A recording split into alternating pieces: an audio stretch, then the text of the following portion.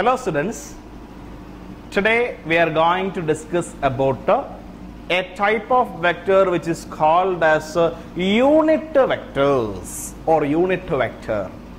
Now we are going to discuss the vector called as unit vector.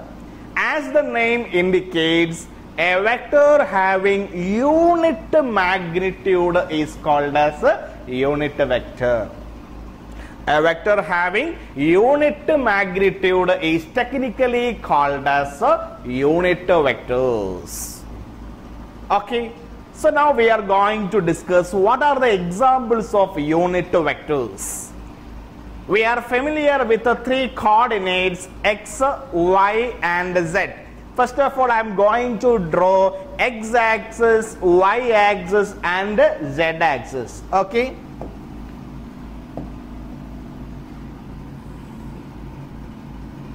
This is y-axis, this is x-axis, and definitely the third one is z-axis. Yeah. Now in the board you can see three different axes. They are x, y and z. So we are going to label those axes. This is x-axis, y-axis and z-axis. So what is unit vector? A vector having unit magnitude. A vector having unit magnitude is technically called as unit vectors. Okay. So I am going to represent unit vector along x-axis, unit vector along y-axis and unit vector along z-axis. Okay. So now I am going to represent those unit vectors. The unit vector along x-axis is technically called as I cap. It should be read as I cap. So the unit vector along x-axis is called as I cap. And the unit vector along y-axis is called as j cap, and the unit vector along z-axis is called as k cap. So examples of unit vectors are I cap, j cap and k cap. What is I cap? I cap is the unit vector along x-axis. And what is j cap? J cap is the unit vector along y-axis. And what is k cap? Yeah, k cap is the unit vector along z-axis. So what is unit vector? A vector which has unit magnitude is technically called as unit vectors.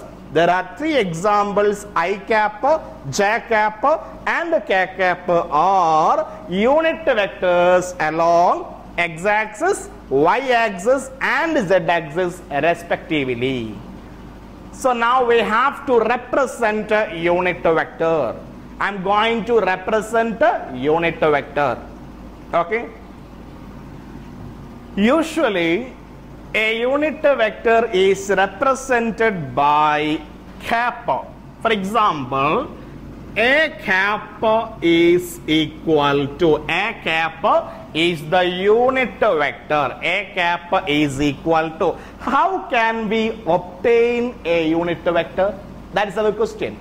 How can we derive an equation of unit vector? A unit vector is usually represented by the letter A cap or B cap or I cap, etc. There should be a cap. When you see a cap in your question paper or anywhere, you have to understand that that is a unit vector. So a cap is a unit vector. A cap is equal to vector A. Vector A. This is vector A divided by magnitude of vector A. Okay. So unit vector is equal to any vector, vector A divided by magnitude. When we put a modulus, it should be read as magnitude of vector A. So a vector divided by its magnitude, a vector divided by its magnitude always gives unit vector. So the last type of, and the most important type of vector is unit vector. We will study about I cap and j cap, k cap in future in detail. So I cap, j cap and k cap are examples of unit vectors, and a unit vector should be represented by cap. Here we have represented a unit vector. A cap is equal to vector divided by its magnitude. Vector divided by its magnitude. Now we have to understand the addition of vectors. Addition of vectors. Now we are going to discuss about addition of vectors. There are two different methods. The first one is called as triangular law of vector addition, and the second one is called as parallelogram law of vector addition. So graphically, for the graphical addition of vectors, there are two methods which are called as, the first one is called as triangular law of vector addition, and the second one is called as parallelogram law of vector addition. We will discuss it one by one. So please listen here. Now we are going to discuss triangular law of vector addition. So consider two vectors. I am going to consider two vectors. This is vector A. We know that for a vector there should tail and head, isn't it? So this is tail and this is head.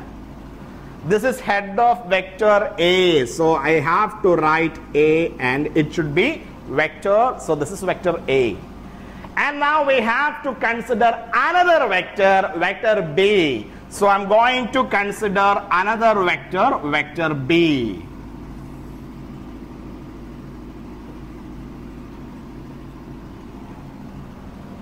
So two sides of a triangle is ready by vector A and vector B. This order is called as same order. This order of arrangement is called as same order because tail, head like that. This order is particularly known as a same order. Why it is called as same order? Yeah, tail, head like that. Therefore, this is called as same order. Then we can draw the third side of the triangle too. Now I am going to draw the third side of this particular triangle.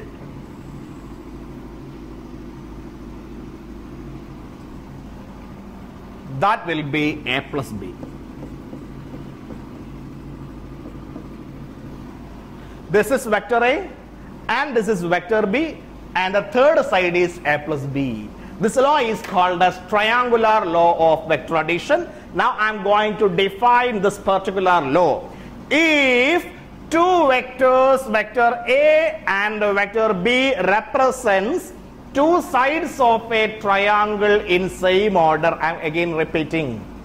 If two vectors, vector A and vector B, represents two sides of a triangle in same order. What is same order?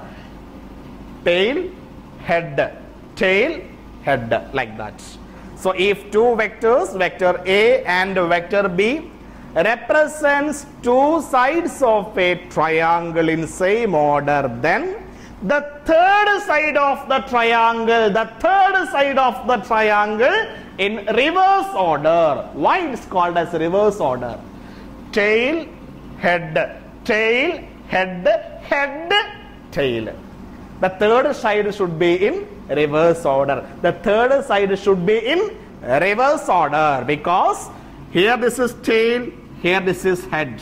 Here this is tail, here this is head. But here this is head.